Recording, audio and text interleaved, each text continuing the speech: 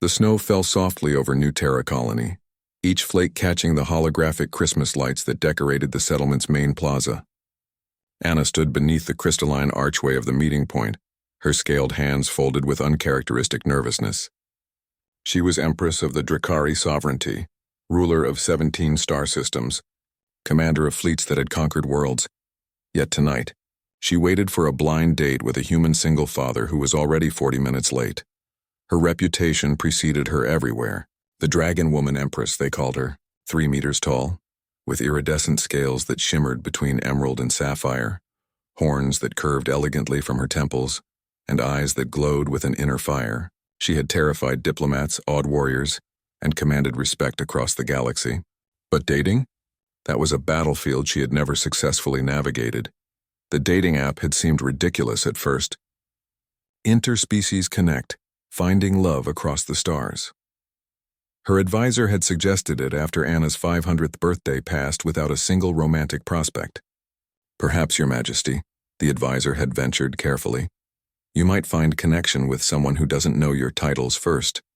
So she had created a profile. Honest but not revealing. Anna, 500 years old, young by my species standards, enjoys classical music, strategic games, and long flights through nebulae. Seeking genuine connection. Kanat's profile had caught her attention immediately. Single dad, 38, Earthborn. My daughter is my world. Love old movies, terrible dad jokes, and trying to figure out this whole parenting thing. Honest, loyal, probably too boring for most people. There was something disarming about his self-deprecation, something warm about the photo of him smiling tiredly while his daughter placed stickers on his face. Anna had messaged him. They had talked for weeks. He made her laugh, something few beings in the universe managed. He shared his struggles, his hopes, his fears about raising his daughter alone after his wife's death. Anna found herself sharing things she'd never told anyone, hidden behind the comfortable anonymity of text.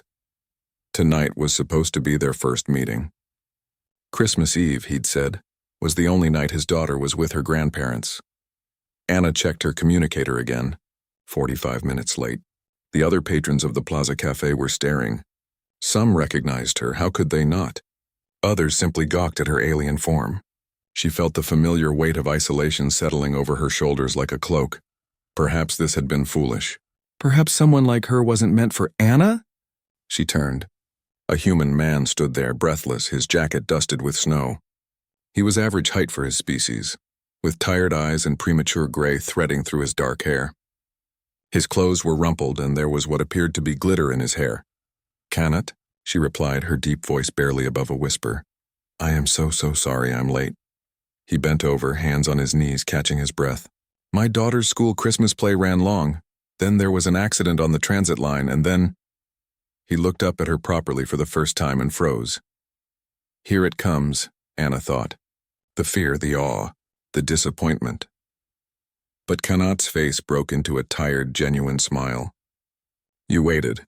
I was sure you'd have left. I wouldn't have blamed you. Anna found herself uncertain, a rare feeling. I said I would be here. Most people wouldn't have waited this long. He straightened, wiping snow from his jacket. His eyes traveled up to meet hers. She was so much taller than him, but there was no fear there. Only curiosity and something that looked like relief. You're actually a dragon woman. I mean, I guessed from some of the things you said, but wow. You're beautiful. Anna felt heat rise in her cheeks, her scales rippling with bioluminescent patterns that betrayed her emotions. You're not afraid? Kanat laughed, the sound warm and unforced. Afraid?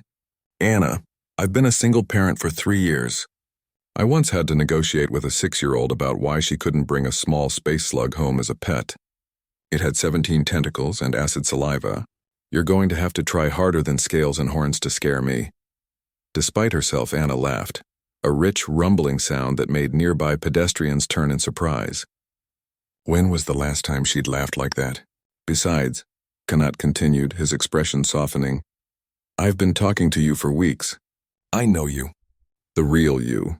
The person who stays up too late reading ancient Earth literature, who admitted she cries at sad endings, who gave me advice about helping my daughter with her nightmares. He shrugged. So you're 3 meters tall and have scales. My daughter has blue skin and can breathe underwater. Genetic modification from her mother's side. Different is kind of our normal. I'm an Empress, Anna said quietly, testing him. I rule 17 star systems. And I'm a data analyst who can barely manage his own laundry schedule, Kanat replied. Is that a problem for you? Anna stared at this small ordinary human who had somehow said exactly what she needed to hear. No, she said finally. It's not a problem at all. Good. Kanat glanced at the cafe. So I know I'm super late and probably ruined this, but would you maybe want to get some coffee? Or tea or whatever Empresses drink. He grinned sheepishly. I promised to try to make up for the terrible first impression. Anna felt something warm unfold in her chest. Something she hadn't felt in centuries. Hope. You know, she said, in my culture, waiting for someone is considered a sign of serious interest. By staying here this long, I've basically declared my intentions to court you. Connaught's eyebrows shot up. Oh, well, that's efficient. We dragon women don't waste time once we've made a decision. Anna offered him her hand, massive compared to his, scaled and clawed. And I decided weeks ago that you were worth meeting. Worth waiting for. Connaught took her hand without hesitation, his small human fingers warm against her scales. Then I guess I'd better be worth it. Fair warning. I have terrible taste in movies and my daughter will absolutely interrogate you if this goes anywhere. I command armies, Anna said, but she was smiling. I think I can handle one small human child. Famous last words, Connaught muttered. But he was smiling too. They walked together into the cafe, an odd pair against the Christmas Eve snow, an Empress and a single dad, finding something rare in a galaxy of infinite possibilities. A genuine connection. Behind them, the holographic lights twinkled like stars, and for once Anna felt like she was exactly where she was supposed to be.